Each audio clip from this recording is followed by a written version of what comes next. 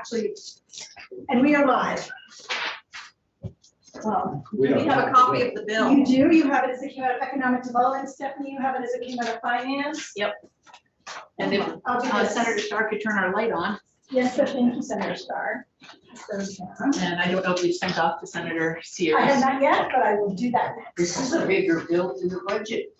Pretty much. Rick, this is right down that side. So, but I think the money actually is fairly straightforward. It's just, there's a lot of policy and some other information out. 71 pages ought to have some policy. Probably about half of the bill has to do with repeated language that's already involved with the TIFs. Okay, so we're fortunate, we have Senator Sorokin, who chairs Senate Economic Development, who is here to go through H-159. Stephanie, do you have just sort of the money sheet that I can help us? Because I think, as Senator Sorokin said, it's a very lengthy bill, but a lot of it perhaps is. There is a fiscal note. Oh, is there? Okay. Based on the final version? The final version as it stands now. Soon to be changed. Oh, So I have the to be changed to piece. Okay. Do you want the current as you're looking at it in front, or which preference? I would really not want to spend a lot of time on something that isn't going to be reflective of what we end up with, to be honest. I don't want to diminish the work or a lot, but I think in terms of what we had agreed upon, and let me, committee, this, and anybody listening, what we have here is the connection between what the House did on their bill and what the Senate did. And so what we have is economic development here, and then ultimately next week in 703, economic development to look at the workforce. And we have right now carved out, I said 26 million that you would look at in terms Just under 27 million. just, all right, for the workforce piece. So that's the work ahead. And we probably will be seeing that bill. But we've accommodated the spending by recognizing that you will be proposing how to use that. Could I put an asterisk on that? Yes. I've been working with the chair in terms of what limits our committee has in terms of spending, and we try to honor those as we go. They have modified a couple of times, but the big modification, as the chair said, is that we started out in our committee at the request of leadership, meeting with the House Committee of Commerce, and we agreed that they would deal with workforce issues and we would deal with economic development issues. So our bill is basically an economic development bill. 703, their bill we got was a workforce bill. Problem became is that our spending, based upon what we thought we had, was exclusively for economic development, only to learn subsequently that we had to accommodate what the House has done in terms of workforce, which is fair. So now we're being asked to get a haircut, which I tried to get yesterday, on H-159 that you have it in front of you. So this presents the spending just on economic development, which we realize we now have to cut back by about $30 million to accommodate the workforce training bill. Certainly, some of us have discussed some ideas on how to do that, but I have not had a full discussion with my committee to support whether we're going to propose an amendment or you're going to propose an amendment, but we understand the marching orders. Okay, all right. We're all, I was prepared based on your last communication that we would do that here, Okay. based on your recommendations. Okay, we can get that to you. I'm just not prepared to speak on behalf of the committee yet. I'm getting out ahead of the committee on what that would be. I can tell you, what we did is not all that complicated. This is only like 6 or 7 appropriations. And we're obviously gonna have to find the money within those 6 or 7 appropriations. I can go through those and, That would be good. I think it's, rather than spending a lot of time on what had to be jettisoned in light of the exercise that you just described, okay, well, I can- would be probably the best use of our time. so you'll get this, but this is a chart from joint fiscal of our spending on the 6 or 7 items we have. So in section 2, we went along with the governor's proposal to put $1 million in base funding and $5 million in one-time funding, and I believe it's general fund, into the relocated worker program that's been going along for the last few years. That brings employees from out of state into the state and has them work for Vermont employers, or they can keep their job by working remotely in an out of state company. The average incentive there is about $4,000, I think, moving expenses. The second thing is a new program, which we cut in half from what the governor had suggested. He had suggested $8,400. This is a continuation of the Think Vermont program, an extension where we essentially wanted to put one full-time person in 12 regional offices to help facilitate the transition into Vermont. If there are newcomers here, get them jobs, get them financing, help them. They like to call it a sort of a concierge kind of service. A welcome wagon. Warm hand. Where should we be looking on? Where are you? This is in section 3 of the bill. Well, I'm wondering if we go to the appropriations section, will we be able to track in the order you're talking about? That's a good question. Because some of the appropriations are in the back of the bill, and I think some of them are. So if you're in the big 71 page, the appropriations are on page, start on page 63. And there's a problem there on line 18 where it's either 1 million if you go by the commas and 10 million if you go by the zeros. Oh, yeah, you then it got an extra 0.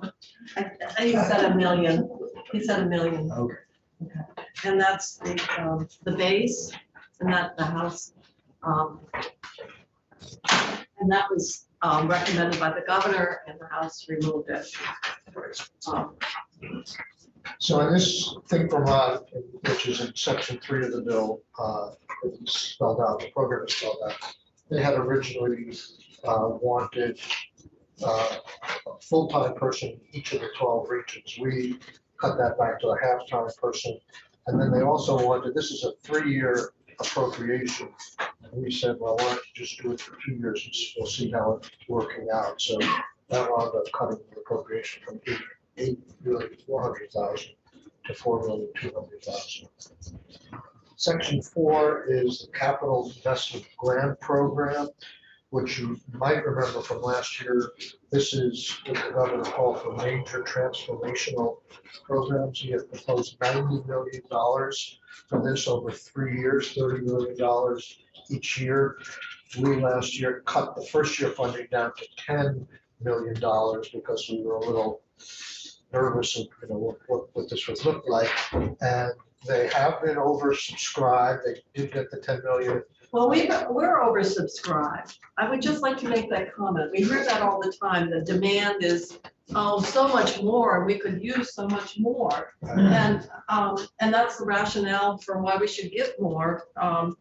And this has nothing to do with your comment, Senator Sorokin. It's just a comment that when you have money and people perceive it, you're going to get a fairly strong take-up, in terms of requests. So I guess I would say that we should have 70 million more in one-time money because that's been the request.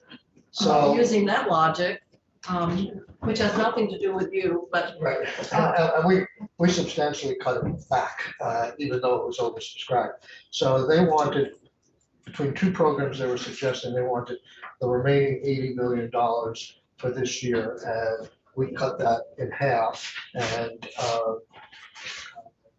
we had all kinds of restrictions on the program, including interactions with joint fiscal office going forward to develop the guidelines for the program.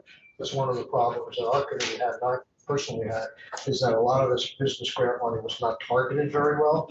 And we've heard a lot about the PPP program, and the fact that it didn't get to its intended users. And we had a report from the auditor who said that some of the businesses wound up making more when they were shut down than they did when they were open as a result of the loans that they were getting. So that's the big ticket item in our bill. The other thing that's important to know about the capital investment program, it was sold as a transformational program. And the federal government came in with guidelines and said, you can't use money to like build these huge projects that don't have any tie-in to COVID or don't have any recovery element, So what was proposed last year, was talked about, was like the Jones and Lamson Springfield. dying building or a dead building in Springfield or somewhere, to turn that into a whole housing, economic development center, and that wouldn't pass the guidelines. So when the guidelines came out, the governor switched the program, and some people say they went from a transformational, big regional transformational program, from a big T to a small T. So now the programs are more like building an extra room on a daycare center or something like that. So it's a very different program than it was envisioned. And if you build the extra room, does it have to have a direct tie-in to COVID, like in order to socially distance, we need more space?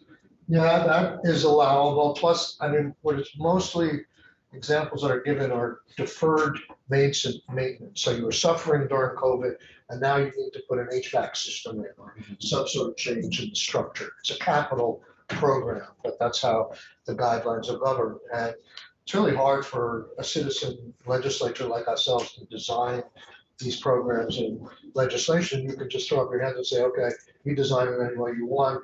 We went halfway and said, meet with the joint fiscal office. There are numbers people, they know accounting and they know books and stuff, what can be used in terms of the size of the grant and eligibility. So that will happen before the final guidelines. Section 5 of the bill, you remember, here's a program that was actually undersubscribed. The Economic Recovery Grant Program was that program where it started out as a gap filling program.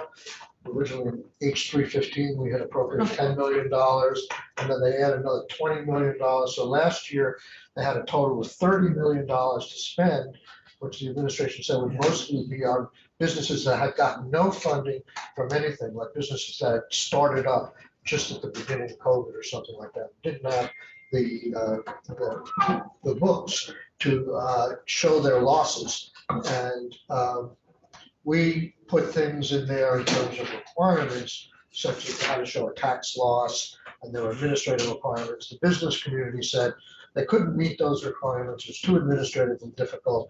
So they only got $4.5 million of the $30 million that we had set aside out the door. The ACCD has said, essentially, we're finished with this program. We would rather have that money sent over to VITA, who can do more one-on-one analysis of people's applications, and VITA accepted. And the proposal was to take $20 million of the economic recovery grants and put it in this VITA short-term forgivable loan program. The short-term forgivable loan program, I think, is more, VITA likes to do loans and they only want to get in the loan business, but essentially all these loans will turn into grants. If they don't, and you get it forgiven if you show you spent the money on what you said you were going to spend it on.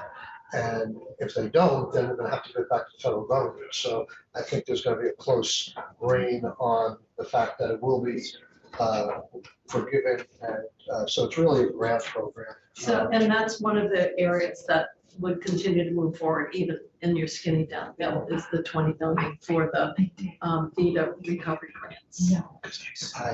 I have to check with my committee. Oh, I see, but potentially, Potentially. okay, Yes. I don't want to lock in.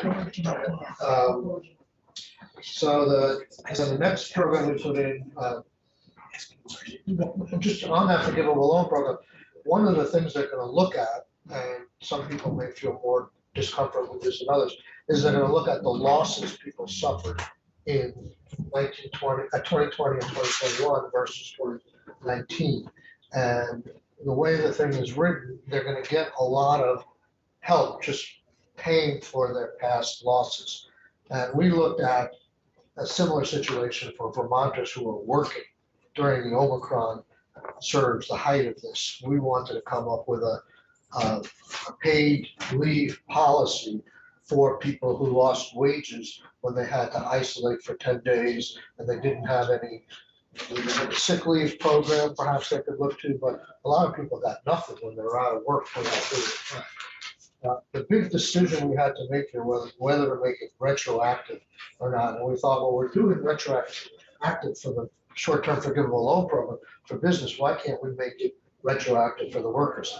This is not just a workers program though. This is a workers and a business program. So if you were a business that either could afford or had a progressive plan of some sort to give people pay during when they're out of work, you can come and ask for that money to be reimbursed. We set it at 67%. It's actually a sort of a successor program that existed on the federal level during the height of COVID. And so you could, and we modeled it a lot after the hazard pay, because we had Mike Beachapper several times. And he said it was really, the hazard pay administratively was very easy to do. We had a lot of volunteers and it was very simple. The employer would apply and they would write checks. It's a voluntary program. If your employer doesn't want to apply for the money on your behalf, they don't have to. It's a little administrative burden on the employer, but they don't have to apply if they don't want to. Could you just clarify, because that is, hopefully, that's gonna be what you hope your committee would recommend. So, you have two things, one of which is the employer that actually ponied up and could get reimbursed, and the employer that did not, and the employee suffered. So if the employer didn't do anything, would the employer have to apply on behalf of the workers? It's voluntary on the employer. One would hope that an employee who didn't get any money when they're out of work will talk to their employer. No, and their but the employer would have to apply for Yes. both. That's all I'm asking. Same as The hazard. employee doesn't go direct. Yeah, that's same as hazard. Okay. Yeah, and we did have a lot of pressure we put on some employers who were not. I stood out in front of CBS. I Yeah, you remember. did. You know, so in the end, yeah, it did work. Okay. So that, and then Then- the then- UI benefit. Just 14C is the paid family leave task force. It's $200,000. We wanted some money for modeling. We mirrored this off after the minimum wage task force. We felt that if there ever was a poster child for the need for paid leave, it was COVID. You know, just all the people that had to scramble during that if they didn't have any paid family and medical leave. The unemployment insurance supplement. This is a commitment we made already to workers that was interrupted by a unexpected federal nonconformance issue. And what we had originally done, sort of with our tail between our legs, unfortunately, was the administration says that they could not process this money because of the mainframe being antiquated. So we said, originally the bill said, well, when the mainframe can do it, then keep your commitment of this $25 extra a week, which amounted to over 15 years, something like $100 million. And we had originally been told there was nothing we could do in the interim by legislative council in terms of using ARPA money in the interim, and then legislative council changed their opinion and said you can use ARPA dollars for this. So we had 2 years worth of ARPA funding for the $25 till we wait until the computer is fixed, and then we can use the trust fund dollars as originally agreed to. And maybe you said this and I mixed it up in my mind, but I thought it was on the federal end that the decision was made that it couldn't be. So Yeah, but there are two ways it could be done. It could, the federal government said you can do,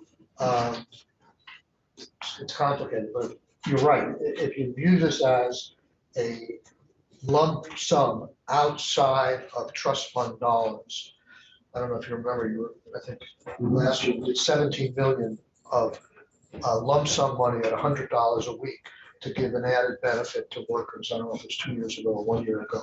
And that was considered outside the system, impacting people's experience rating, other kinds of benefits they might have taken. So you can do that now, and but you can't fund that with trust fund dollars.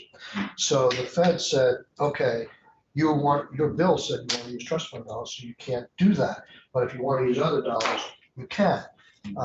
And then the ARPA, whatever, we had thought that you could, ARPA was not a source of funds, so we'd have to use general fund dollars. But then the legislative council said you can use ARPA dollars, doing it that way. And then after you do that for 2 years, then you can go back to the original agreement, was to use trust fund dollars when the computer can process it. Right now, the computer can process that extra $25. Hard to believe, but they just say they can't. Or in a way that is in conformance with the trust fund. Yes. Because they would be processing this $25. They would be processing, but they can do that without affecting employers' experience rating, and they have a place where they can plug it into the program if they don't have to have cascading, was the word they used, impacts. The last thing is Brownfields, which I understand was taken care of in the budget. And then we put in a study on Sports betting. sports betting, Senator Sears, pay attention. Sports betting. and it's not. Paying attention, but I'm tired of It's studying. not yet ending, Senator Sears. We're still working on it. If we He can wants find to- the time to.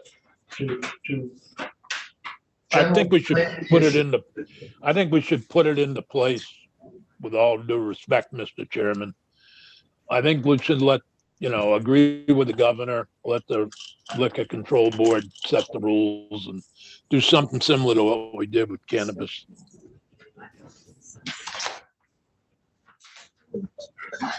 If the Appropriations Committee wants to do it, I'll vote for it.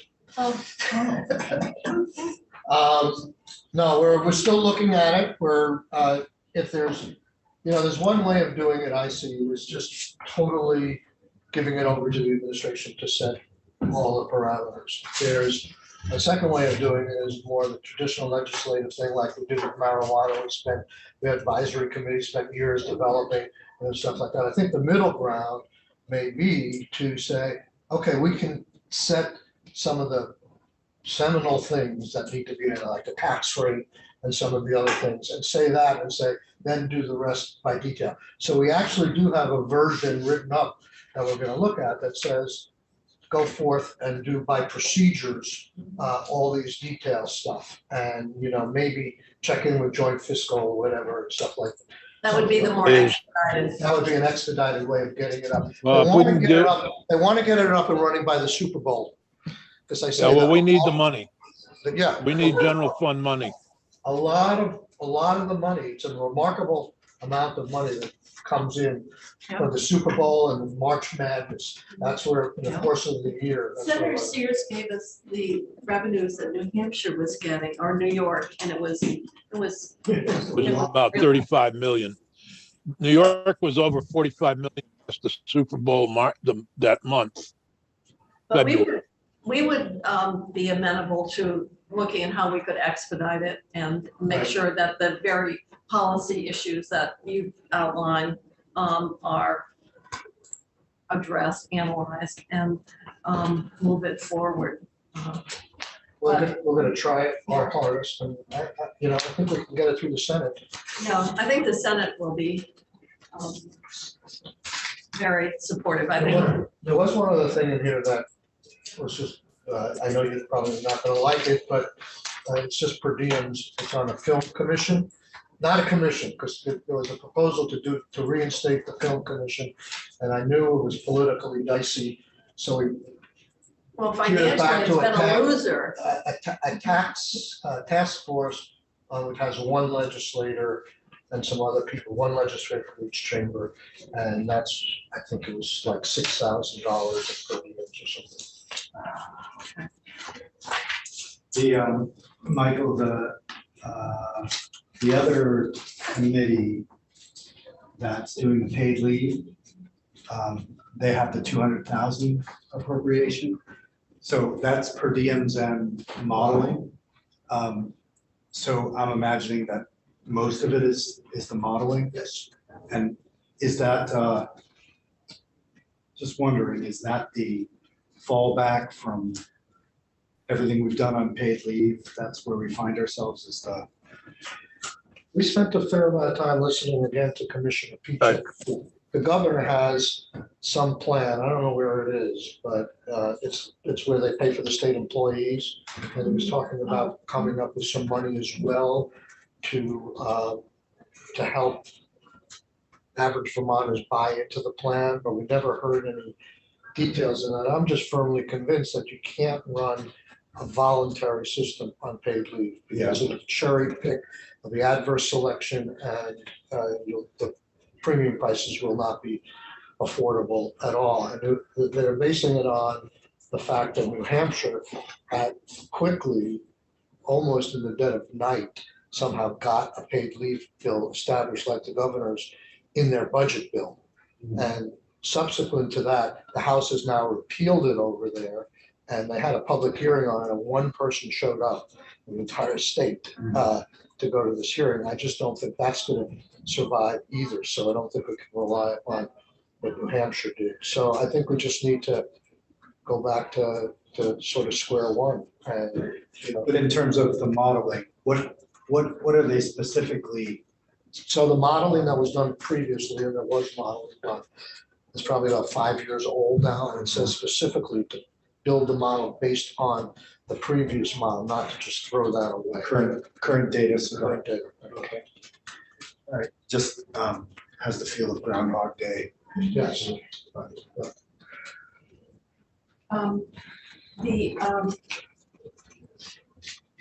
So what we had talked to Mr. Larkin about is the three things that we have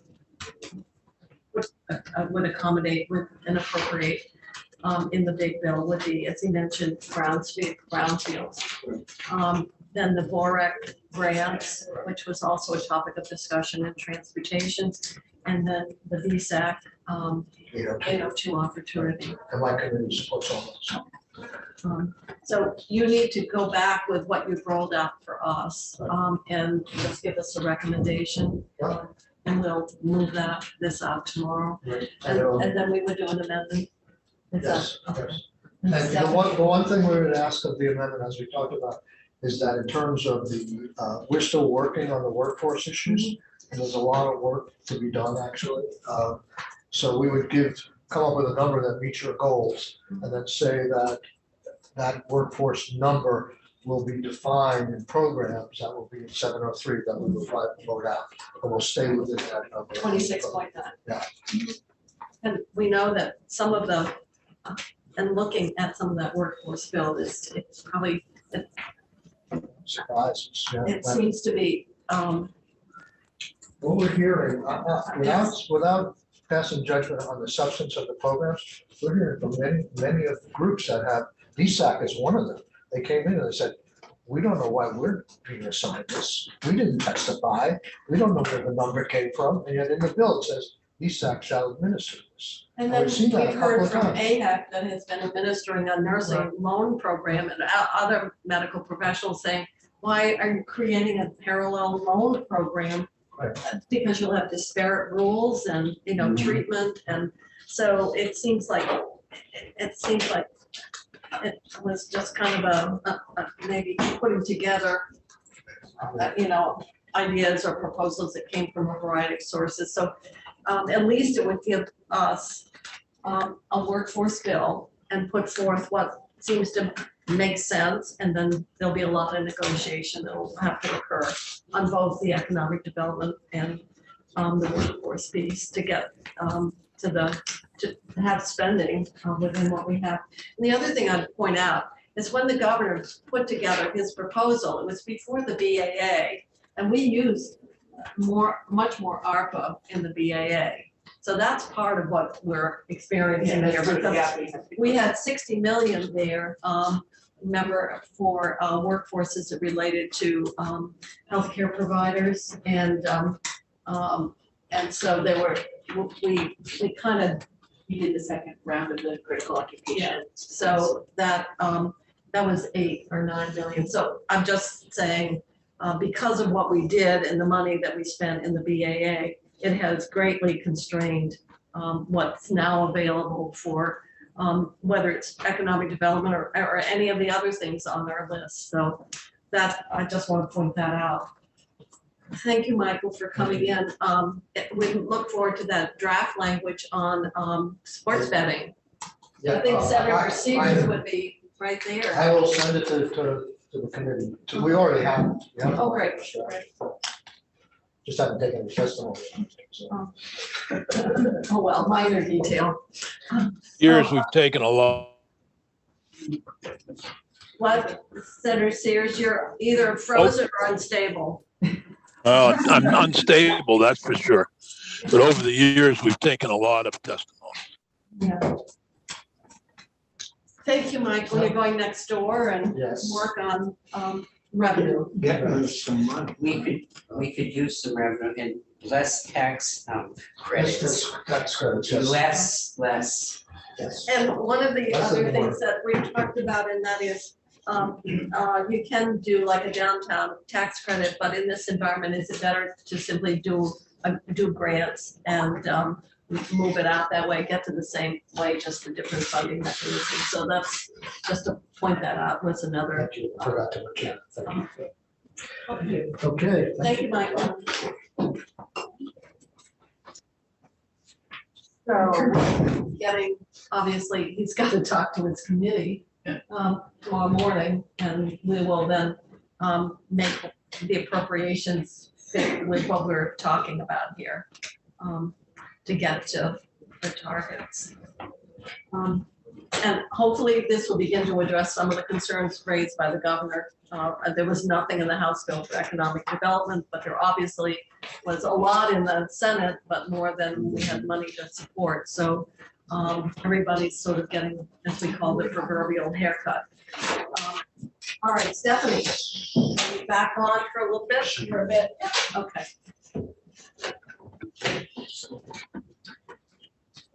Is somebody working on the data flow as well? Yes, he's got a first or second draft, and we have, I think, a little more work to do on it. And I do want to talk about the tax credit. So we don't hear from this budget. Yeah. Go a long ways. That's a lot, so there's a big chair. Here to do it. Just never did the other side. You're sticking with Okay. all they want to do is no betting, more tax When I was on it, credits. Well, I think we have to accept the reality that, in fact, particularly now with technology and stuff, that betting is happening. And the question is, do we Right. say, well, we don't approve it, but that doesn't make it go away? And then the question is how you can regulate and how you can protect it.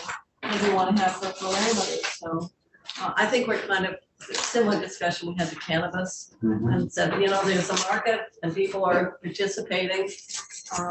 We want to at least get the economic advantage and the protections that happens. Yeah. So, all right, I have Stephanie. a handful of, just, I think, 3 language things to fly by the committee, and then I'll return to the base a little bit. First one, I think, is pretty straightforward. Sarah worked with Agency of Ed. They wanted to, they're not really changing the numbers, the language around the ESSER free money, the ESSER free plan. Is that in the bill we passed? So it's the ESSER free that was unallocated is in the big bill in these sections. And the language that's in the bill came from the agency in early January. but they want to change the language that's in the big bill. They're not changing the dollar amounts, but the descriptions of the use of the dollars. Is that document available online or is it in, no? You see, Chris, I can pull it out. pull it up and send it to you. Yeah, so this does not change any of the funding. It just simply, And how they describe the various pieces of it, they're changing the language around. So there, it was their original recommendation that you see in the bill, but they're asking it to be changed to this. Can I ask about D? you certainly can. And For 1,130,000 for meeting other needs as determined by AOE to address COVID-19.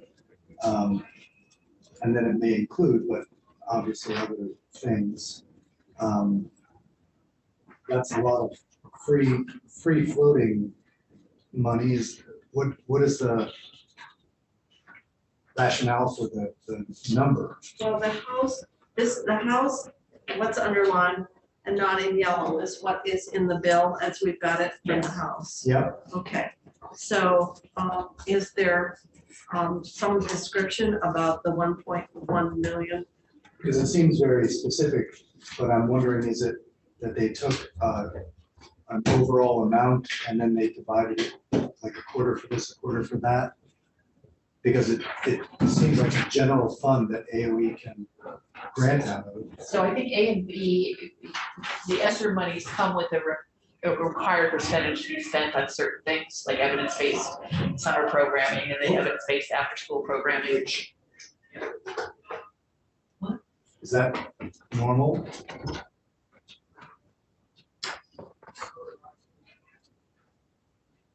Sorry, it just sounds like an altercation. So the ESSER monies came with requirements in the federal law about using percentages of the state money for certain things. Mhm. And so Sarah, I believe that particularly in A and B, the dollar amounts are dictated by those Categories. categorical requirements. And D is probably the more flexible piece that wasn't covered by the categorical requirements for the dollar amount that they're landing on there. But when they say to address issues in responding to COVID-19, it's all covered by the ESSER rules. Yeah, Yeah. but the fact that it's 1.13 It's is that just sort a of remainder percentage. of Yeah. money that can be more flexible as opposed to the pieces that had to be fit under the requirements of the percentages that are allocated for things. Okay, just wondering, if we're gonna add, this may include the implementation of the facility planning grant program, blah, blah, blah. Why would you need to include that? Because Maybe for ESSER documentation purposes. I suppose, but nothing else is so documented. It's Well, other- because it's other probably needs. so much, in and of itself, the expenditure is one that is specifically connected to the ESSER funding. That Act 72 of last year, I think, Yeah. was that bill that required them to do the That's right. inventory of the school facilities and the planning. So that I think is why it's being added into this So they can section. fund it through this seats, They can use some of these dollars to build that inventory. to include planning grants for schools so they can get the picture of the state of the physical. But and I understand what you're saying, but let's say that last sentence wasn't there. AOE is gonna determine the other needs, and they're gonna do it according to the ESSER eligibility rules. So it seems like either the facilities planning grant program is eligible or not, and it wouldn't matter if we say that it is. Well, otherwise, it's just duplicative language then, is what you're suggesting. Right. Or unnecessary, but sometimes with COVID and documentation, we oftentimes Strengthens have, our case. yeah, we have it helps with the documentation around the expenditure of the fund. Okay. And if I may, Connecting. AOE wanted to add it because since the GovRec language dropped, they have more clarity in terms of how they're gonna spend this other bucket. And so they wanted to provide that greater level of detail to this language. Okay, And that's why it's here. So committee, this is just not a change in money. Obviously, it's nice, we've got summer programming and after school, that's good. And we all set to accept the revised language then? Okay. How long is it over a period to spend, over what period? Just After this three, I can't remember, it goes a little longer, I mean, after one is all done. After two, I think we're nearing the end of The the. fiscal 23, frankly, the amounts here are so pitiful. I can't imagine they wouldn't spend it in fiscal 23, 2.8 million for evidence-based programming and 2.8 for after school. It's not a huge sum of money in the scheme of things. What is going to be the sum of money is what these schools, high school in Danville, they're talking about, they looked at construction or what needed to be done, $40 million. It's not gonna happen probably, but the price tag on some of these facilities is probably we'd have to sell the state house to make a down payment on it. So I'm gonna close this out if people are all right, and Chrissy, you will add this replacement language. You bet. Okay, Stephanie, you've got something So else? another section of the budget that's in the House passed bill is this, they were looking for, reporting on Justice Reinvestment 2 initiatives. And Chrissy, I don't know if that came from Maria Bellavo, something like this. As it was drafted, and I think it was just a new drafter, he put the sort of budgeting, the annual budgeting of Justice Reinvestment 2 in the Title 22 form of the budget section. And we just don't think it belongs there. We think it belongs where they're creating this report on Justice Reinvestment 2, and they also. We talked about that Yeah. before. So it's simply a redrafted, the budget piece doesn't belong in that sort of broad form of the budget part of statute. And so, the new E is what you discussed in committee in the walkthrough, making sure that the funding for the upfront restorative justice, diversion, and criminal justice, community justice centers are part of the Eligible, planning, And then the new 3 is where the annual budget would delineate the Justice Reinvestment 2. So what about the fence around the spending language? In other words, to make sure that the money that is freed up by the reduced beds out of state So can be spent. that's in another section. That's in another We section. established that last year, we just are repeating the language again, it's an annual. You can't, when we have savings in out-of-state bed, we can't scoop that back to the bottom line. We Right. bring that forward and then decide. So that's in a different place. That's in a different Because I place. know that's something Senator Sears has been really concerned about, is making it clear that those savings are the source for reinvestment and not. Yeah, so the savings, much like the long-term care arena, at the end of the year, the savings themselves are one-time in nature, depending on the trends. Mhm. But Oh, but are they, that's the key here. So right now, we're down from about 12 million in the last couple of years out of state bed money. So our savings are really the 8, or 7 million, because let's just say it, using rough terms, it's now going. So we're down from 12. Shouldn't we be putting a fence around what we've saved? You can't say, well, this year we saved this amount. I think you have to have a baseline.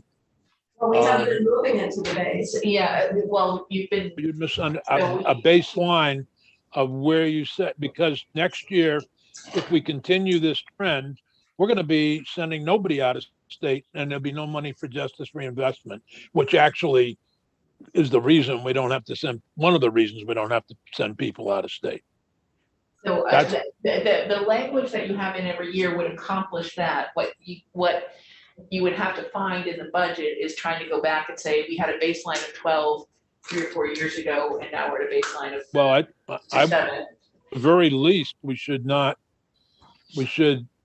put use the 2022 out-of-state expenditures as the baseline going forward, at least. And That's a figure we can all agree on.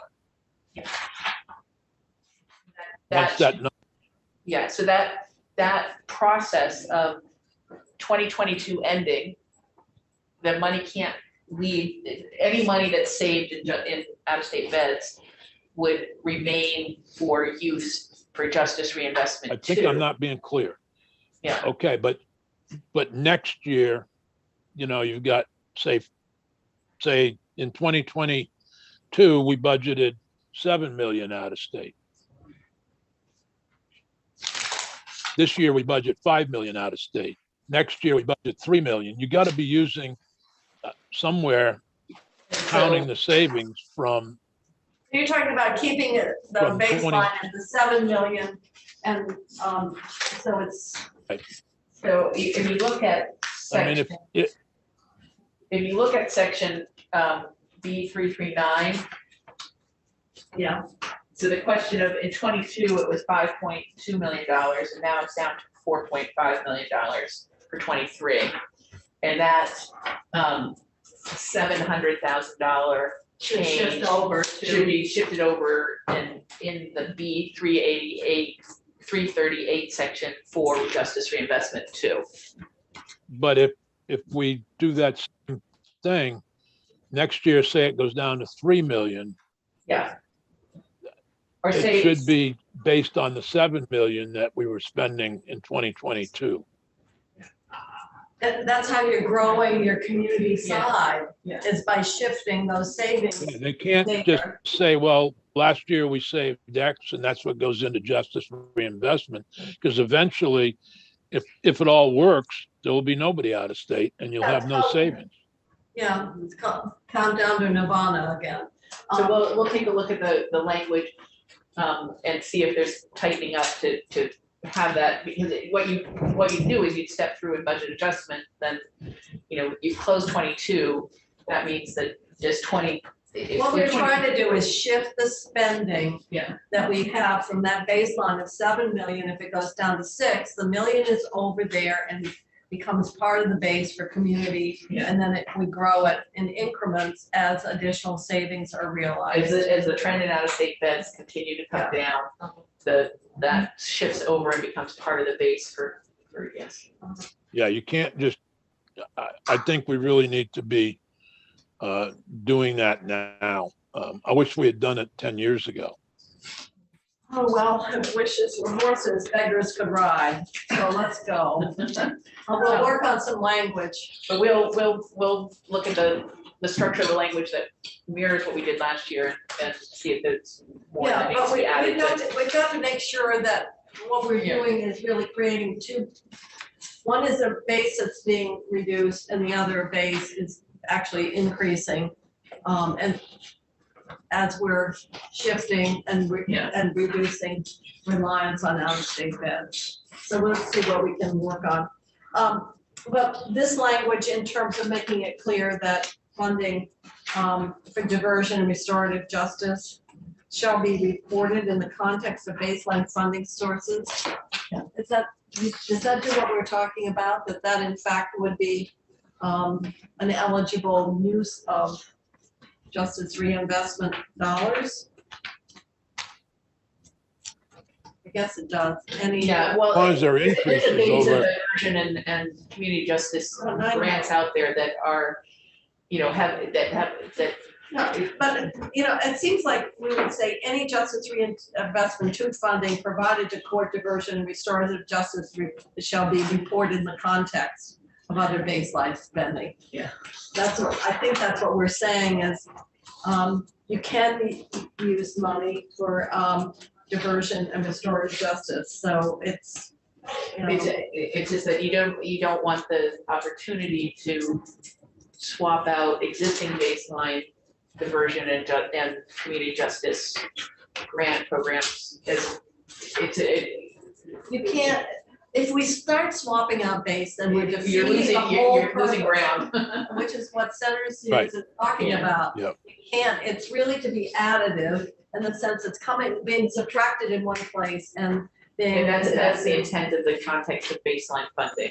So, So there's a baseline of community justice center grants and a baseline of diversion funding. And to the extent that Justice Reinvestment 2 would add to that, you don't want it to be swapped out. You want it to be clear that if they're reporting on Justice Reinvestment 2, they're also reporting any pieces for this in the context of the baseline that exists for those programs, so that it's transparent. So, Well, I just think we want to make it clear. I wasn't sure. I guess it's consistent with any funding in PMH for community. I mean, that's obviously added to baseline. Senator Stevens, take a look and see if it does. What we really want to do is make it clear that it's not only, it's going to be on the front end too, because those programs are really critical to our, seeing further reductions in bed utilization. and we want to be clear that they're an add-on. Yes, they're added. They're not a, Substitute. treading water and actually another way. I think, Stephanie, that the add-on is really the helpful piece. We're adding to what we're already spending. We'll continue to try and refine that. Well, I get, okay. Any justice, any. I feel like I gotta go to the chairs meeting. And what? Oh, it's 4:30 now? Yeah. All right, does this do it, or do you think it needs a little more work? Let me look at it tonight. Okay, all right. Maybe because we're meeting in here? Yeah. The chair's meeting in here? All right, so I guess we are going to have to adjourn for